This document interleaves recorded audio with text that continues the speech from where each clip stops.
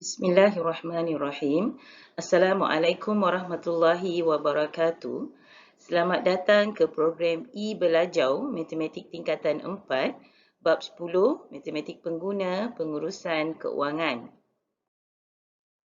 Hari ini cikgu anda, Cikgu Haslinda binti Omar dari SMK Datuk Abdul Rahman Yaakob Melimau Melaka akan berkongsi dengan murid-murid tajuk dari bab 10 iaitu Matematik Pengguna di bawah topik pengurusan keuangan. Cikgu akan membincangkan standard kandungan 10.1 iaitu perancangan dan pengurusan keuangan, dan di akhir pengajaran nanti, murid-murid akan dapat menghuraikan keseluruhan proses pengurusan keuangan yang berkesan. Hari ini anda akan mempelajari perancangan dan pengurusan keuangan. Jadi murid-murid bolehlah rujuk buku teks tingkatan 4, muka surat 270. Sebelum kita pergi lebih jauh lagi, perlu saya tekankan betapa pentingnya mempunyai ilmu tentang pengurusan keuangan ini. Ia sangat perlu dalam kehidupan seharian kita kerana pengetahuan tentangnya boleh diaplikasikan dalam bidang perakaunan, bursa saham, perniagaan, hatta pengurusan pendapatan atau perbelanjaan bulanan kita sendiri. Biar cikgu ceritakan sedikit latar belakang pengurusan keuangan ini sebelum kita pergi kepada proses sebenar pengurusan keuangan itu sendiri. Pengurusan keuangan ini perlu diamalkan oleh setiap individu dan keputusan keuangan perlu dirancang dan dipertimbangkan sebelum ia benar-benar dilaksanakan. Pengurusan keuangan yang berhemah akan membantu seseorang individu bebas daripada bebanan hutang. Sepanjang tempoh kita mempelajari topik ini, beberapa perkataan atau terma baru murid-murid akan gunakan seperti aliran tunai, aset, bebas hutang, jangka panjang, jangka pendek, matlamat kewangan, pendapatan, pelaburan dan perbelanjaan. Baik, sekarang kita akan merujuk kepada maksud sebenar proses pengurusan kewangan. Murid-murid boleh rujuk buku teks muka surat 272 untuk melihat diagram ini. Pengurusan kewangan merupakan suatu proses yang melibatkan pengurusan kewangan daripada sumber pendapatan, iaitu gaji ataupun upah yang diterima daripada pekerjaan yang dilakukan atau perkhidmatan yang diberikan, dan bagaimana kita mengagihkan pendapatan tersebut kepada simpanan, perbelanjaan, skim perlindungan ataupun insurans dan juga pelaburan. Cikgu yakin yang murid-murid sudah tahu apa itu simpanan dan pelaburan kerana murid-murid telah pun mempelajarinya semasa di tingkatan 3. Jika kita merujuk buku teks tingkatan 4, muka surat 272 ini, proses pengurusan kewangan boleh dibahagikan kepada 5 langkah, iaitu yang pertama, kalau kamu semua lihat kepada diagram itu, yang pertama ialah menetapkan matlamat kewangan. Yang kedua, menilai kedudukan kewangan. Yang ketiga, mewujudkan pelan kewangan. Seterusnya, melaksanakan pelan kewangan. Dan akhir sekali, kita perlu mengkaji semula dan menyemak sejauh mana kemajuan pelan kewangan yang dirancang. Baik, kita pergi kepada langkah yang pertama, iaitu menetapkan matlamat kewangan.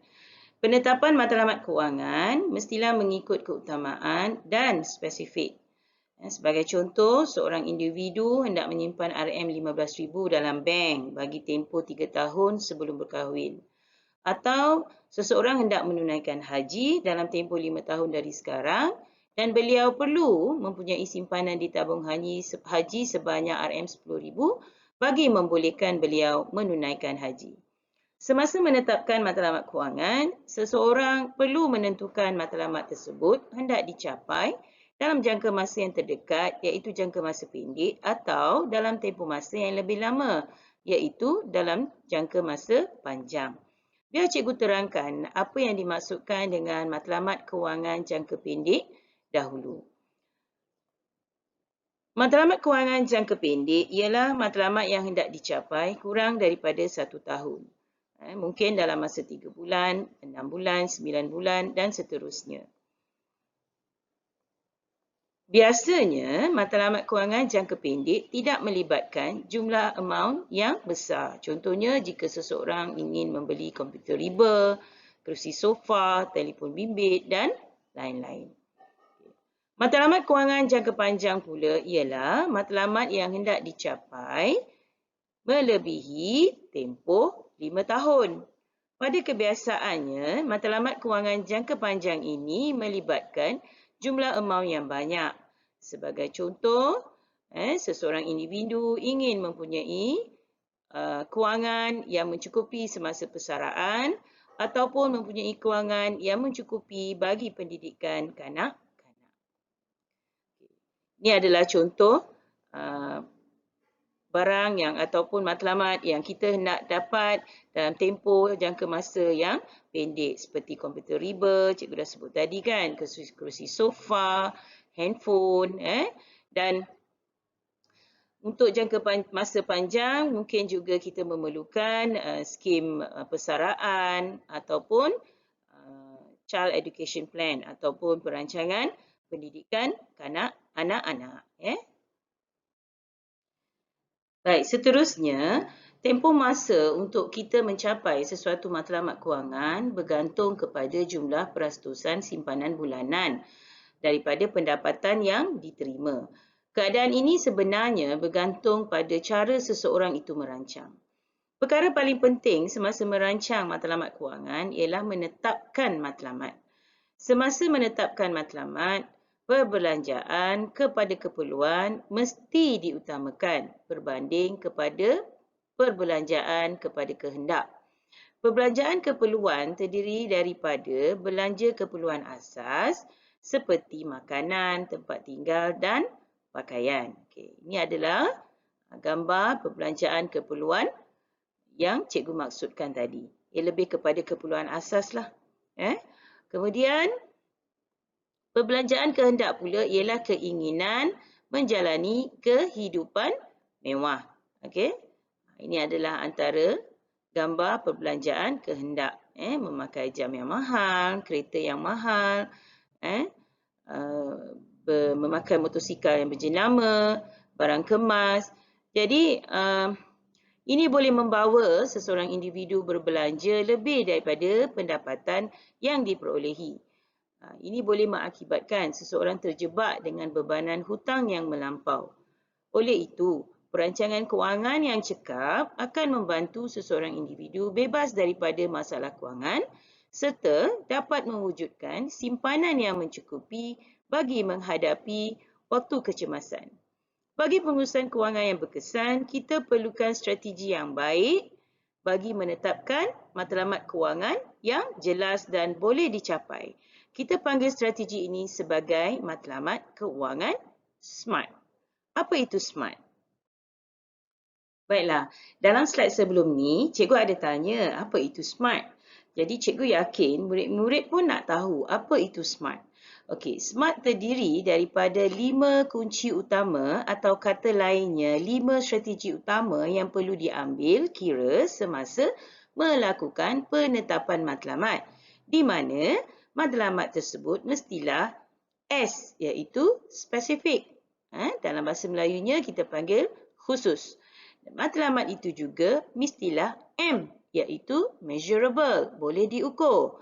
Dan matlamat itu mestilah A iaitu attainable, boleh dicapai.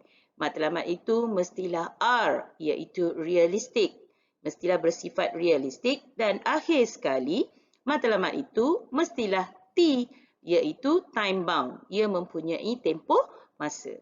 Jika sesuatu matlamat kewangan yang mempunyai kelima-lima ciri tersebut, maka kita akan dapat menetapkan matlamat kewangan yang jelas dan boleh dicapai dengan lebih mudah.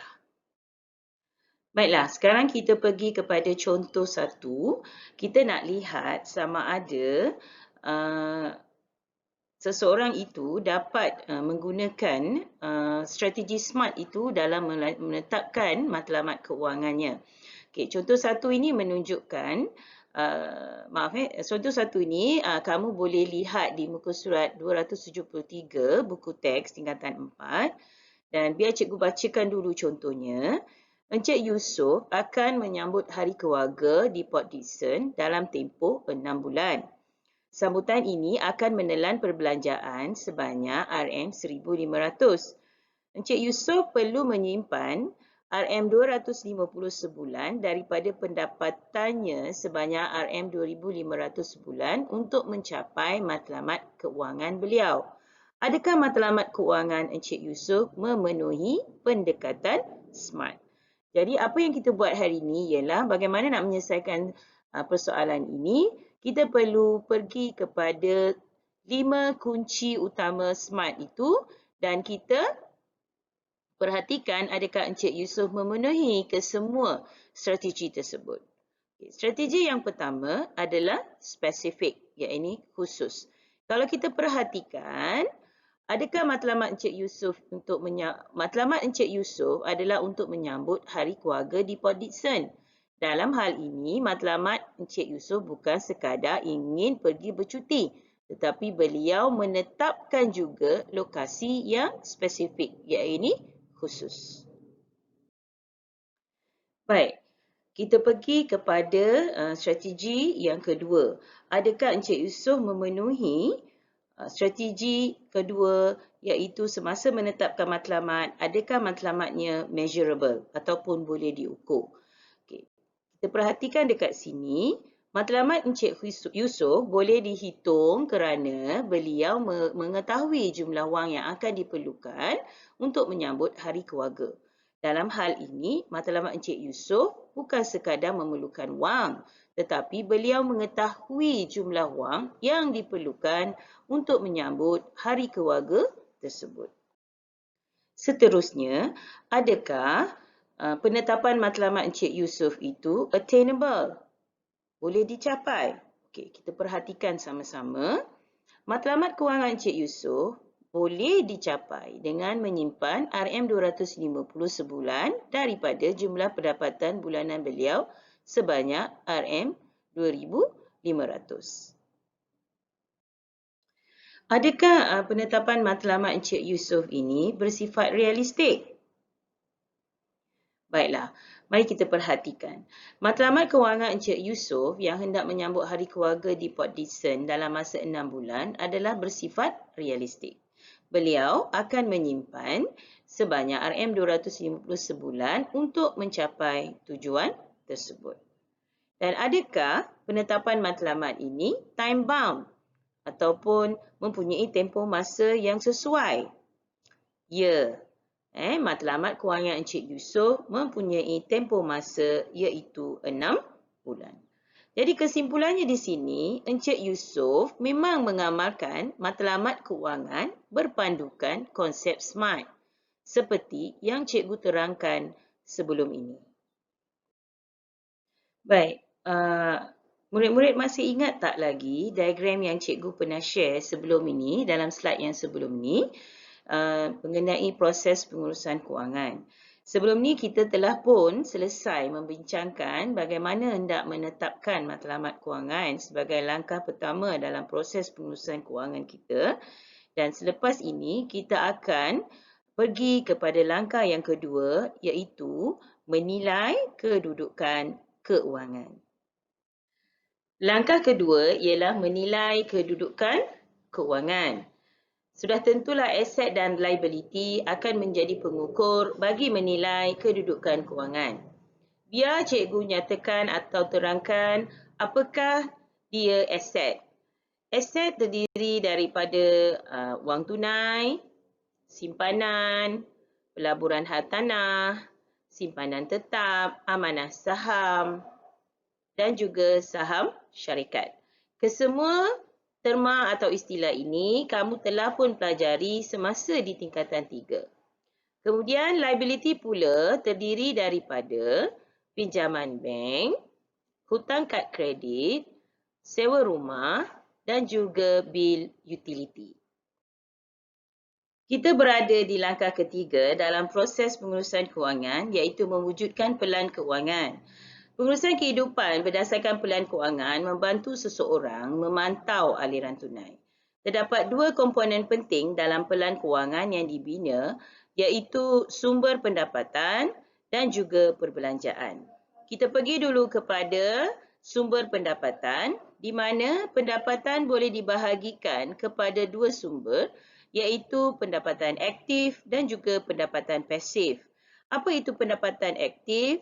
Dia adalah sebarang wang yang diterima daripada gaji, allowance ataupun komisen.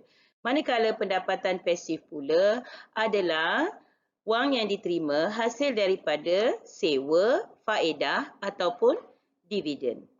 Manakala perbelanjaan pula terdiri daripada perbelanjaan tetap dan juga perbelanjaan tidak tetap. Okey, apakah dia perbelanjaan tetap? Perbelanjaan tetap terdiri daripada sewa rumah, ansuran rumah dan juga kad kredit. Manakala perbelanjaan yang tidak tetap adalah terdiri daripada barang dapur, bil elektrik dan juga bil air. Langkah-langkah yang perlu diambil sebelum mewujudkan pelan kewangan ada 6. Yang pertama, kita perlu menentukan tujuan yang hendak dicapai bagi matlamat jangka pendek dan jangka panjang. Kemudian diikuti dengan membuat anggaran awal untuk mencapai setiap matlamat. Selepas itu, kita perlu mengira simpanan bulanan yang diperlukan untuk mencapai matlamat jangka pendek dan panjang. Langkah yang keempat ialah menganalisis tabiat perbelanjaan. Yang kelima, menetapkan tempoh masa untuk mencapai setiap matlamat tersebut dan akhir sekali, barulah kita tentukan strategi pendapatan yang akan membantu mencapai matlamat keuangan. Baiklah, ini adalah contoh matlamat keuangan seorang individu. Kita bahagikan kepada umur yang hendak dicapai setiap matlamat itu. Pada umur 25 tahun, mungkin seseorang individu itu ingin berkahwin dan dia memerlukan RM15,000.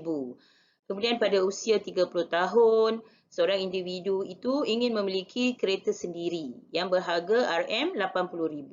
Pada umur 30 tahun, dia ingin mempunyai rumah sendiri yang berharga RM150,000 dan pada umur 55 tahun, beliau ingin melancong dan mungkin memerlukan anggaran perbelanjaan sebanyak RM50,000 dan pada usia 60 tahun apabila sampai kepada umur persaraan, mungkin dia memerlukan perbelanjaan atau simpanan persaraan sebanyak 1 juta.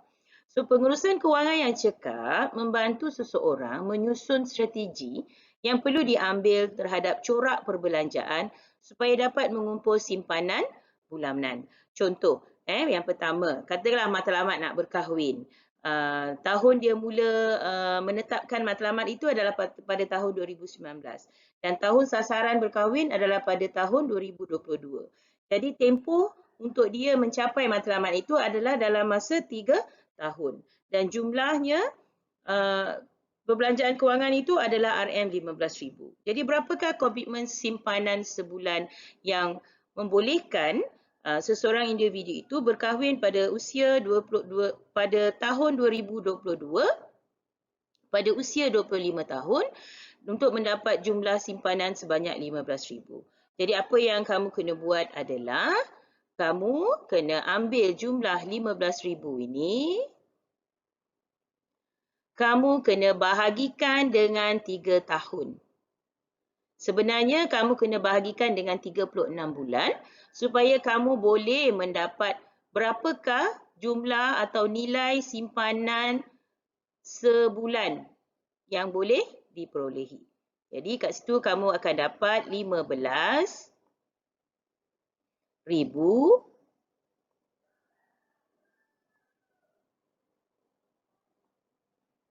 Kamu kena bahagikan dengan 36 bulan. So, berapakah agaknya? Cuba kamu bahagikan. Cikgu pun bahagikan juga ya.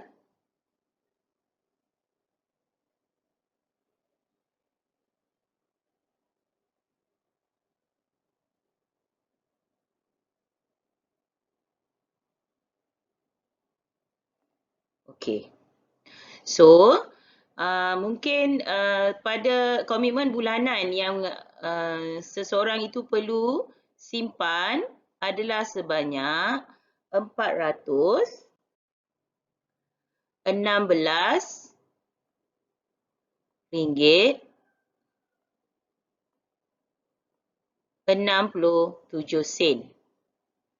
Atau mungkin kita boleh bundarkan dia kepada 420.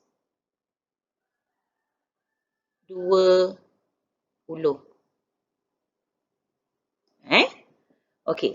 So begitu juga sekiranya dia bercita-cita atau bermatlamat untuk memiliki kereta pada usia 30 tahun dan dia akan mula menyimpan pada tahun 2023 iaitu selepas dia berkahwin, dan tahun sasaran untuk mendapatkan kereta itu adalah pada tahun 2027.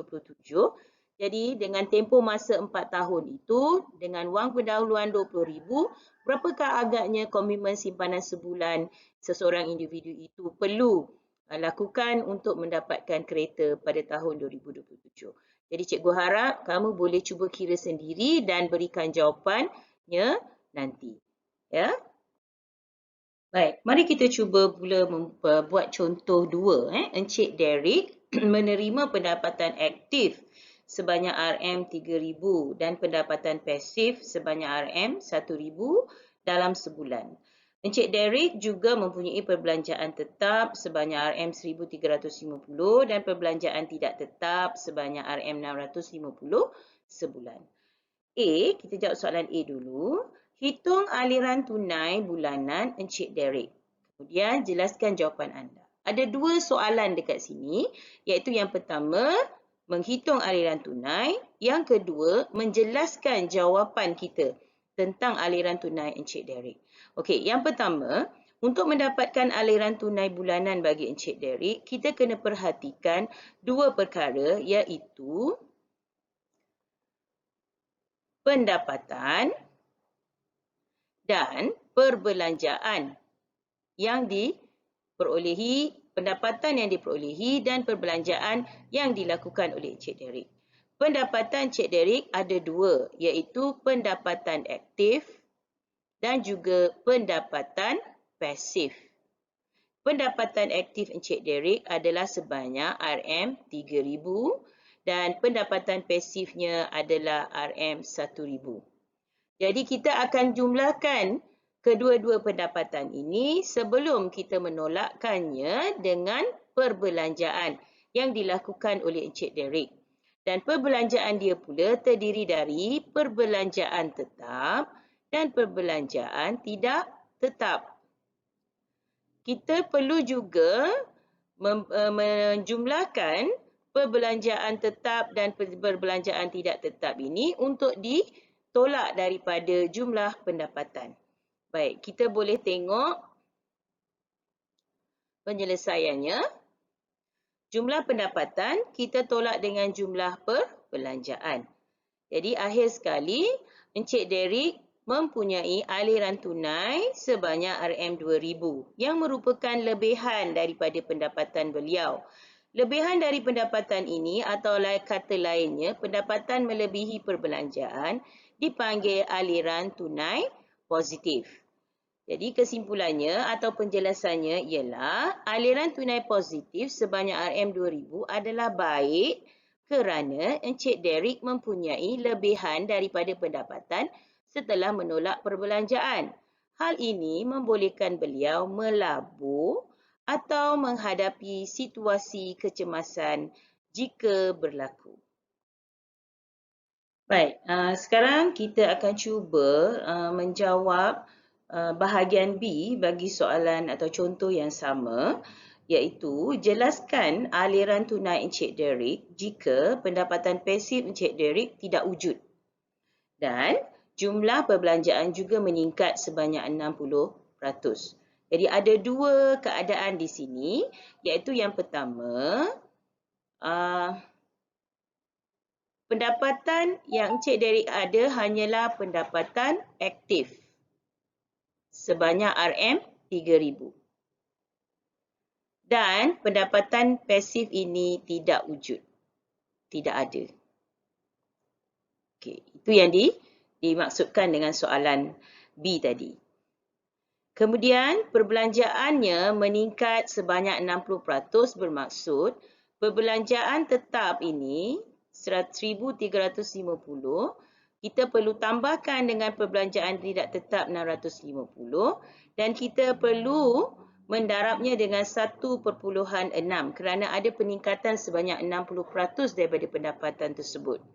Dan setelah kita mendarabkan 1,350 tambah 650 jumlahnya adalah 2,000.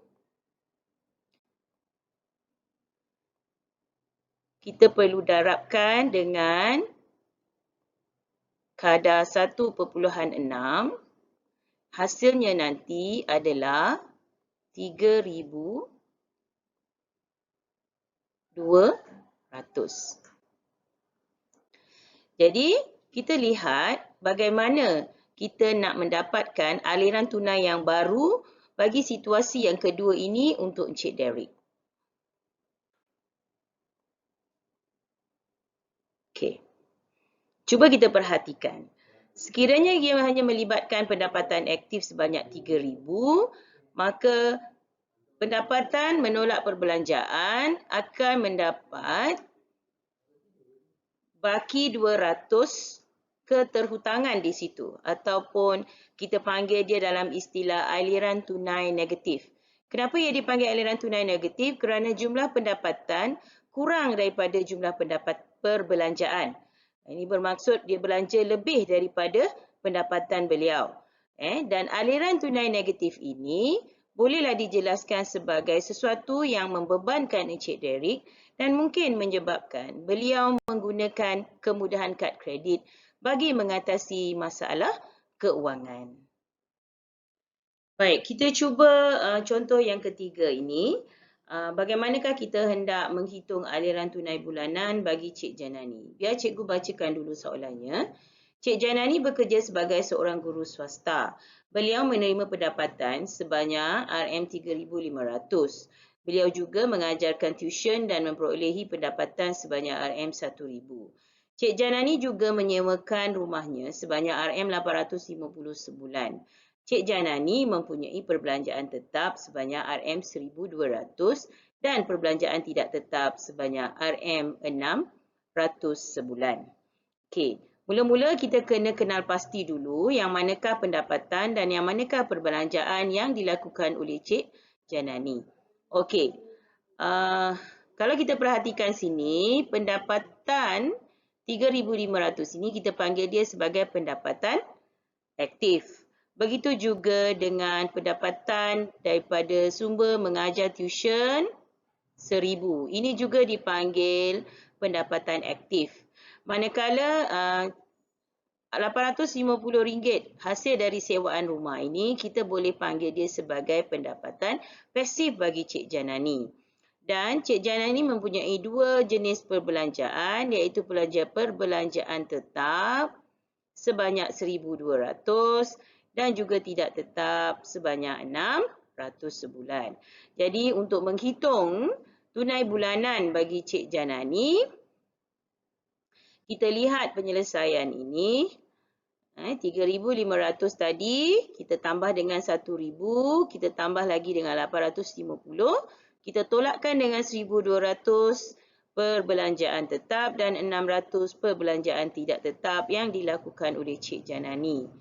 Dan hasilnya, Cik Janani mempunyai wang tunai di tangan sebanyak RM3,550 dan ini disebut sebagai aliran tunai positif kerana pendapatannya melebihi dari perbelanjaan. Jadi aliran tunai positif sebanyak 3,550 ini adalah baik kerana Cik Janani boleh menyimpan wang tersebut di bank dan menikmati faedah. Dan faedah ini merupakan pendapatan pasif bagi Cik Janani. Baik, sekarang kita berada di dalam langkah yang keempat, iaitu melaksanakan pelan kewangan. Okey. Setiap perancangan kewangan itu perlu ditukar kepada tindakan yang perlu dilaksanakan. Jadi untuk melaksanakan pelan kewangan, seseorang individu harus mengikuti perancangan pada peringkat awal. Seseorang individu haruslah bersedia mengubah dan membuat perbandingan antara perbelanjaan bulanan yang dirancang dengan perbelanjaan sebenar. Hal ini memberikan peluang untuk mengenal pasti sebarang pembaziran dan seterusnya mengurangkan perbelanjaan sebenar agar dapat mencapai perbelanjaan bulanan seperti yang dirancang. Mari kita lihat perbelanjaan Encik Yasir dalam jadual berikut. Baik, sekarang kita lihat contoh perbelanjaan Encik Yasir yang dirancang dan perbelanjaan sebenar dalam bulan pertama. Okey, perbelanjaan untuk bil elektrik pada perbelanjaan bulanan yang dirancang adalah RM150. Tetapi perbelanjaan sebenarnya adalah sebanyak RM200. Manakala makanan, perbelanjaan bulanan yang dirancang adalah RM600 tetapi perbelanjaan sebenar yang berlaku adalah RM850. Adakah perbelanjaan Encik Yasir menunjukkan seperti yang dirancang? Jadi perbelanjaan Encik Yasir sebenarnya menunjukkan pertambahan perbelanjaan ke atas bil elektrik dan makanan daripada yang dirancang bagi mencapai matlamat kewangannya. Oleh itu, Encik Yasir perlu mengurangkan penggunaan tenaga elektrik sebanyak RM50 dan beliau juga perlu mengurangkan jumlah perbelanjaan untuk makanan sebanyak RM250. Semasa melaksanakan pelan kewangan, sebenarnya kita harus mengutamakan pembayaran perbelanjaan tetap. Contohnya ansuran rumah, pembayaran kad kredit, ansuran kereta dan sebagainya. Ini adalah kerana ansuran yang lewat dibayar boleh menyebabkan pembayaran faedah tambahan dikenakan. Seterusnya, charge lewat bayar juga terpaksa dikeluarkan.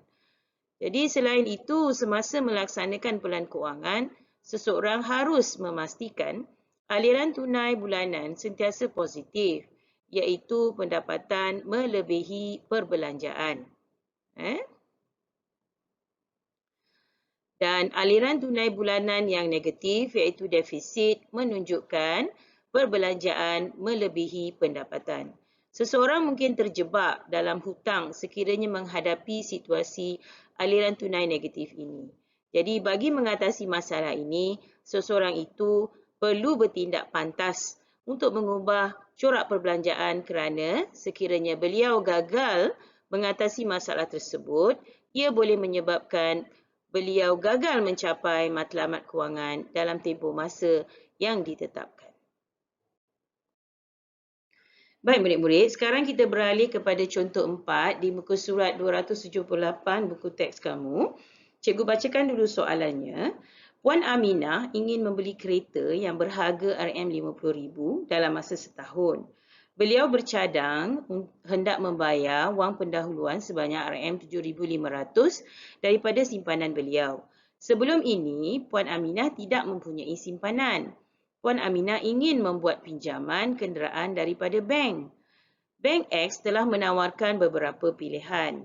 Setelah meneliti kedudukan keuangan, Puan Aminah telah memilih tempoh 7 tahun kerana beliau hanya mampu membayar ansuran bulanan untuk tempoh itu. Sekarang kita pergi kepada pelan kewangan Puan Aminah. Baik, ini adalah pelan kewangan keluarga Puan Aminah. Kalau kita perhatikan, kamu boleh rujuk diagram ini pada muka surat 278 buku teks kamu. Okey, mari kita tengok sama-sama. Kalau kita perhatikan, gaji suami Aminah dan gaji Aminah membentuk jumlah pendapatan bulanan kerana mereka tidak mempunyai sebarang pendapatan pasif dan mereka menolak simpanan tetap bulanan sebanyak 650 yang diambil daripada 10% daripada jumlah pendapatan bulanan. Jadi 10% daripada pendapatan ini harus disimpan sebagai simpanan sebelum berbelanja. Jadi kamu kena ingat, bila kamu sudah bekerja nanti, jadikan ini sebagai satu amalan untuk menolak dulu 10% daripada jumlah pendapatan bulanan isi rumah kamu sebagai simpanan untuk kegunaan pada masa-masa tertentu. Dan tolak juga simpanan untuk dana kecemasan sebanyak RM100 Yang mana dana kecemasan ini bolehlah cikgu beri contoh sebagai mungkin ada ahli keluarga yang sakit, yang memerlukan rawatan, yang memerlukan perbelanjaan rawatan. Jadi dana kecemasan inilah yang akan digunakan pada ketika itu. Okey, setelah ditolakkan gaji dan juga simpanan, maka baki pendapatan adalah 5,750. Dan tolak juga perbelanjaan tetap bulanan sebanyak 2,500 yang diperolehi daripada pinjaman rumah, ansuran kereta suami dan premium insurans. Dan setelah itu, tolak juga jumlah perbelanjaan tidak tetap bulanan seperti taska, keperluan anak-anak, utiliti rumah, belanja petrol, bayaran tol, pemberian kepada ibu bapa, barangan dapur dan jumlah perbelanjaan tidak tetap ini ialah 3,130. Dan baki pendapatan atau pendapatan lebihan itu adalah datangnya daripada jumlah pendapatan ditolak dengan jumlah perbelanjaan tidak tetap, perbelanjaan tetap bulanan dan perbelanjaan tidak tetap bulanan. Dan pendapatan lebihan yang ada pada Puan Aminah sekarang ialah 120. Dan ini hanyalah merupakan pelan keuangan keluarga Aminah. Kita akan lihat perbandingan antara pelan keuangan ini dan juga perbelanjaan yang sebenar. Baik, sekarang cuba murid-murid rujuk muka surat 279, diagram ini, di mana pelan kewangan keluarga Puan Aminah dibandingkan dengan aliran tunai sebenar. Cuba perhatikan setiap item yang ada dalam pelan kewangan tersebut. Ada tak mana-mana amount yang nampak berbeza? Cuba kamu perhatikan. Dah jumpa? Baik, kalau kita perhatikan, ada satu item yang kelihatan berbeza amountnya di sini, iaitu apa? Item apa tu? Barangan dapur. Baik. So, pada pelan keuangan, mereka merancang untuk berbelanja sebanyak RM1,000 untuk barangan dapur. Tetapi apabila melakukan perbelanjaan sebenar, aliran tunai yang keluar untuk perbelanjaan dapur hanyalah RM900. So, kalau kita perhatikan di sini, berdasarkan pelan kewangan ini, perbelanjaan barangan dapur dapat dikurangkan sebanyak RM100 semasa mereka melaksanakan pelan kewangan. Jadi, sikap jimat cermat Puan Aminah boleh membawa kepada penurunan pada perbelanjaan dapur. Dan sebenarnya ada beberapa lagi item yang mungkin boleh diambil kira untuk dikurangkan penggunaannya supaya aliran tunai sebenar itu akan kurang daripada pelan kewangan itu sendiri. Dan apakah akibat daripada pengurangan ini? Maka aliran tunai positif akan meningkat dan ini merupakan simpanan tambahan bagi keluarga tersebut. Baik. Setelah kita meneliti pelan kewangan keluarga Puan Aminah, sekarang kita cuba pula menjawab soalan yang diberikan berkaitan dengan pelan kewangan tersebut. Okey, kita jawab satu persatu. Kita jawab dulu soalan A. Berdasarkan perancangan kewangan keluarga Aminah, bolehkah matlamat kewangan Puan Aminah dicapai? So, imbas kembali, masih ingat tak lagi apakah matlamat kewangan Puan Aminah tadi? Beliau nak beli sebuah kereta, betul? Okey, so sekarang ini kita tengok apakah penyelesaian bagi persoalan ini. Puan Aminah boleh mencapai matlamat kewangan jangka pendek iaitu membeli kereta dengan jumlah wang pendahuluan sebanyak RM7,500. Masih ingat lagi tadi? Okey, jadi simpanan bulanan yang 650 itu sekiranya kita darabkan dengan 12 bulan, kita akan mendapat jumlah sebanyak RM7,800. Dan daripada sini, beliau masih lagi mempunyai lebihan RM300 kerana dia hanya memerlukan 7,500 untuk membuat pendahuluan kenderaan. Dan beliau juga mempunyai lebihan RM220 setiap bulan untuk menghadapi situasi kecemasan ataupun perbelanjaan di luar jangkaan. Jadi, daripada sini kita dapat perhatikan bahawa Puan Aminah boleh mencapai matlamat kewangan jangka pendek untuk membeli sebuah kereta. Kita beralih kepada soalan yang kedua, iaitu soalan B. Adakah Puan Aminah seorang yang bijak mengurus kewangan? Berikan justifikasi anda. Apakah pendapat kamu? Baik, cikgu berikan dulu jawapannya. Okey, beliau adalah seorang yang bijak mengurus kewangan kerana beliau berbelanja hanya untuk keperluan asas.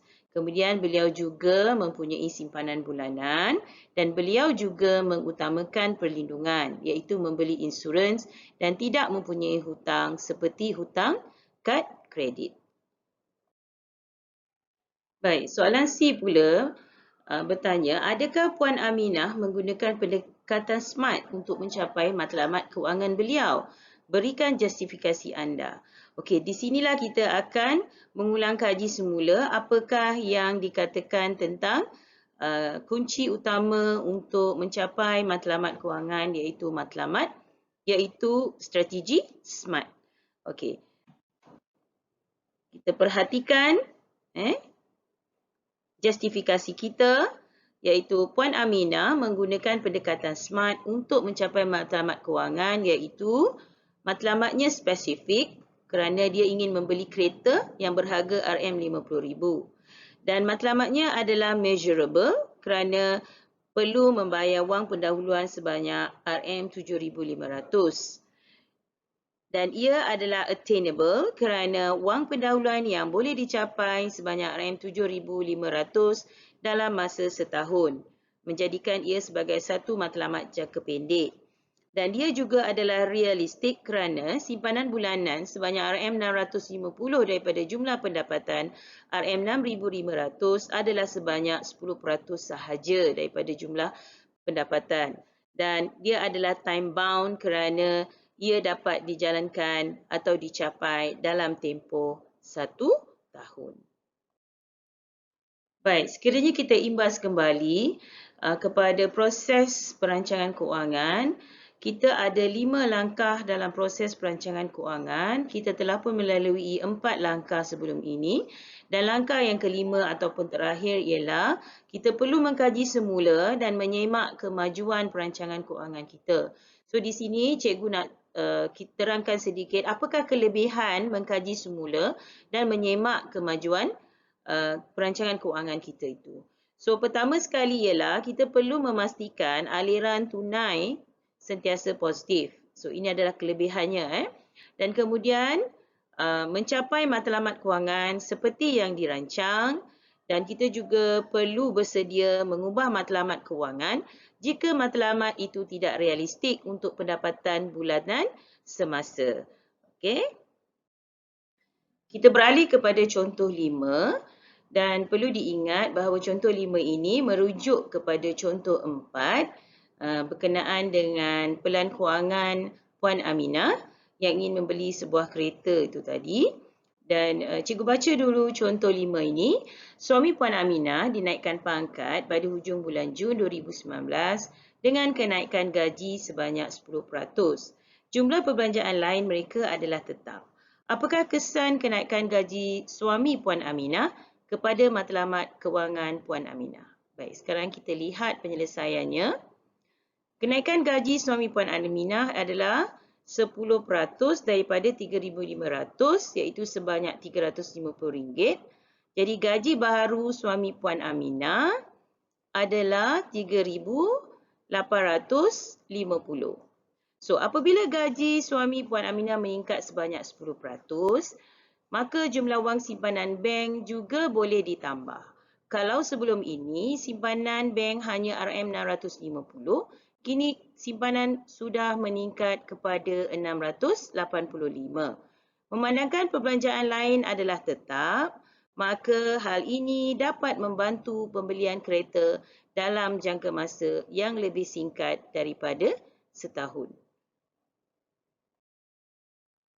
Baiklah anak-anak murid semua, kita telah pun sampai ke penghujung standard pembelajaran 10.1.1 di mana kita diharapkan dapat menghurai proses perancangan kewangan secara berkesan. Jadi kita akan pergi ke praktis kendiri 10.1A Anak-anak semua boleh rujuk buku teks muka surat 281. Tapi sebelum kita menjawab praktis kendiri ini, cikgu nak bagi satu tips mengenai pelan kewangan. Pelan kewangan sebenarnya perlu dikaji dari semasa ke semasa. Dia bukanlah sesuatu benda yang fix, yang tetap. Dia perlu sentiasa dikaji kerana jika anda tidak mengatur strategi kewangan mengikut keadaan semasa, maka sukar untuk mencapai matlamat kewangan seperti yang dirancang. Jadi soalan praktis kendiri ini sebenarnya ada 5 soalan. Soalan 1, apakah yang dimaksudkan dengan pengurusan kewangan? Jelaskan proses pengurusan kewangan. Dan yang ketiga, apakah kepentingan menetapkan matlamat kewangan? Yang keempat, membezakan matlamat kewangan jangka pendek dengan jangka panjang. Anak-anak juga boleh merujuk ke soalan 5 seperti dalam buku teks, dan setelah selesai menjawab, anak-anak bolehlah melihat cadangan jawapan di muka surat 307 buku teks kamu. Jadi cikgu akhiri perkongsian cikgu ini, dan cikgu harapkan dengan norma baru belajar di rumah, belajar secara online, kita dapat manfaat daripada hasil perkongsian cikgu pada hari ini. Jadi cikgu ucapkan selamat belajar dan selamat maju jaya. Jumpa lagi.